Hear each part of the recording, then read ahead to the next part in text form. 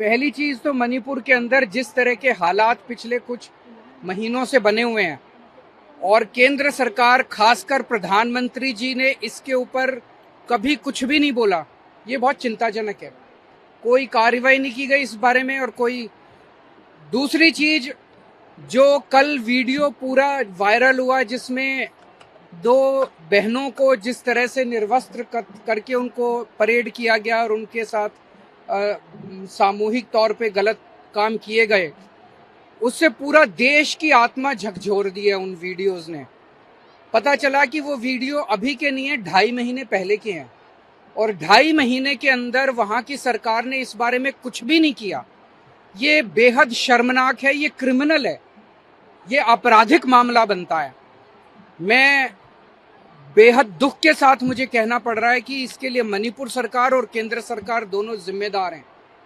अक्सर देखने में आया है कि इस तरह के जब भी कभी देश में वाकया होते हैं तो प्रधानमंत्री जी चुप्पी साध लेते हैं। ये एक कमजोर लीडर की निशानी है। एक कमजोर लीडर होता है कि जब समस्या आती है तो वो चुपचाप अपने कमरे में बंद होके बैठ जाता है। एक जो साहसिक और करेजियस लीडर होता है, असली लीडर होता है, वो फ्रंट से काम करता है, फ्रंट पे आके काम करता है। जब कोई मुसीबत होती है तो फ्रंट पे दिखाई देता है नेता। ऐसा नहीं होता कि मुसीबत आने पे चुप्पी साध के और अपने कमरे के अंदर बंद होके बैठ जाओ। तो ये बेहद दुख की बात है कि 2, 2.5, 3 महीने से जब से मणिपुर की समस्या हुई है, प्रधानमंत्री जी चुप्पी साध के अपने कमरे में बैठे हैं। ये एक बहुत कमजोर नेता की निशानी है और बहुत दुख की बात है कि ऐसे सेंसिटिव टाइम के अंदर प्रधानमंत्री जी ने कोई कदम नहीं उठाया। अगर समय पे कदम उठाया होता तो हमारी इन बहनों के साथ ऐसा अन्याय नहीं होता। दूसरा, मणिपुर के सीएम का ये बयान अभी मैं थोड़ी देर पहले देख रहा था कि ये एक घटना थोड़ी है, ऐसी तो बहुत घटनाएं घटी हैं। इसका मतलब तो पता नहीं कितनी बहनों के साथ ऐसा हुआ है मणिपुर के अंदर। और अगर बहुत सारी ऐसी घटनाएं घटी हैं तो उन्होंने क्या किया इस बारे में? उन्होंने क्यों नहीं पकड़ के लोगों को, जो दोषियों को जेल में डाला? वो कर क्या रहे थे अभी तक? अब जब 2.5 महीने के बाद वो वीडियो सामने आया, अब कह रहे हैं, आज बता रहे हैं एक आदमी पकड़ा गया। उस वीडियो के अंदर पता नहीं कितने लोग हैं।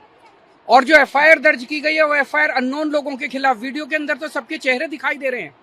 तो ये सरकार की बिल्कुल क्रिमिनल, जो भी कह लीजिए, कॉन्स्पिरेसी, नेग्लिजेंस, उसके अंदर कल्यूजन, जो भी कह लीजिए, लेकिन पूरे देश की आत्मा को इस इंसिडेंट ने झकझोर के इस्तीफे की मांग की जा रही है वहाँ के सीएम की। क्या आप भी मांग करेंगे उनको इस्तीफा देना चाहिए? क्योंकि पहले भी वो पेशकश कर चुके थे उनका सीएम जो इस्तीफा। मेरा सबसे पहला है कि मणिपुर के अंदर शांति बहाल की जाए, जैसे भी की जाए, जिस भी तरीके से शांति बहाल की जाए।